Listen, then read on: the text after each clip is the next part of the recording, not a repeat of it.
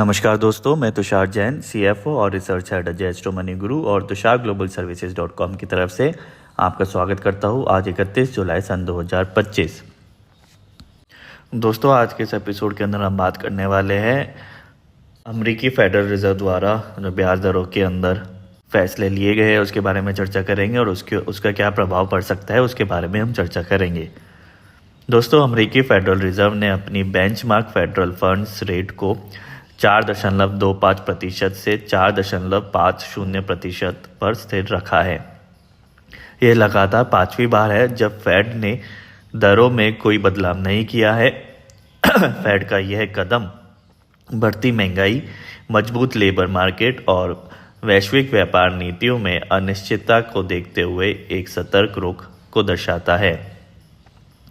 दिलचस्प बात यह है कि यह फैसला सर्वसम्मत नहीं था।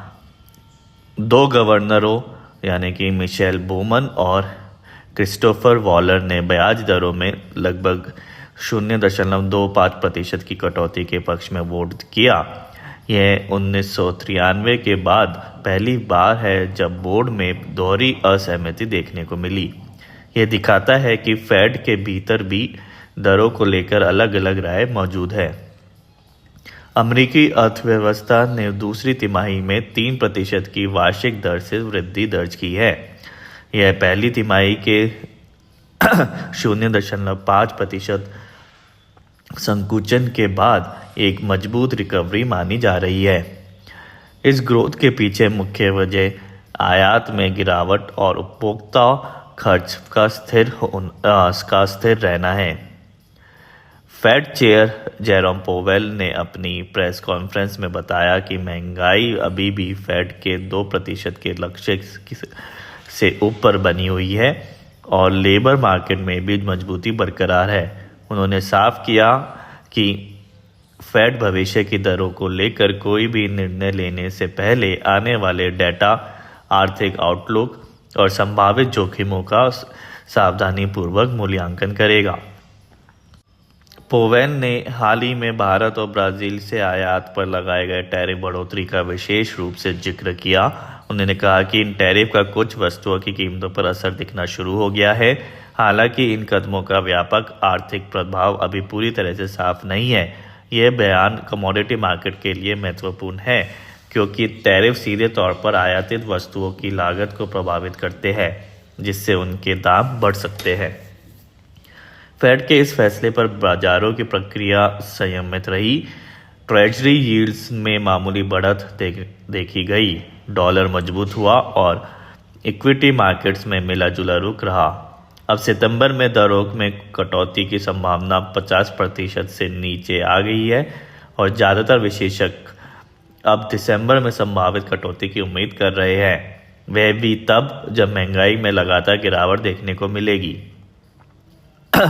अमेरिकी राष्ट्रपति डोनाल्ड ट्रंप ने एक बार फिर पोवेल को निशाना बनाया और उन पर दरों में कटौती करने में देरी का आरोप लगाया। इस पर पोवेल ने दृढ़ता से कहा कि फेड की स्वतंत्रता का संस्थागत व्यवस्था है जिसने अब तक जनता की अच्छी सेवा की है और इसका सम्मान किया जाना चाहिए। कुल मिलाकर फेड का यह फैसला यह दर्शाता है कि महंगाई को लेकर अभी भी सतर्क है और जल्दबाजी में कोई कदम नहीं उठाना चाहते। कमोडिटी व्यापारियों को आने वाले समय में आर्थिक आंकड़ों और वैश्विक व्यापार नीतियों पर कड़ी नज़र रखनी होगी क्योंकि ये कारक बाजार की दिशा तय करने में महत्वपूर्ण भूमिका निभाएंगे। आज के लिए बस इतना ही। अगर आपको ये जानकारी पसंद आई हो तो इस वीडियो को लाइक करें, अपने दोस्तों के साथ शेयर करें और अजय एस्ट्रो मनी को सब्सक्राइब करना ना भूलें। मिलते हैं अगले वीडियो में। सोनाक्षी की रसोई में आज की स्पेशल गेस्ट है मौसमी चैटर्जी जी। ये जी नहीं, मौसमी आंटी। ओके आंटी मौसमी, तो आज आप क्या बनाएंगी? मैं क्यों बनाऊं? मैं तो गेस्ट हूँ, आप बनाओ, हम खाएंगे। एक्टिंग में तो हिट हो, अब खाना बनाओ सुपर हिट। ठाट से बनाऊंगी खाना, है ना द बेस्ट एवरीडे मसाला। आओ बनाते हैं मसालेदार छोले। छोले हर रोज के करी में एवरीडे मसाले। शाही बिरयानी में स्वाद का जायका। পটল পোস্ত আর সর্ষে ইলিশ ভাপা। Every day, every day, every day, every day, every day spices. साफ मसाले, खुशबू और प्योर झांझ, टेस्ट से भर दे हर जुबान पे स्वाद। एवरीडे मसाले, देश का स्वाद। Every day.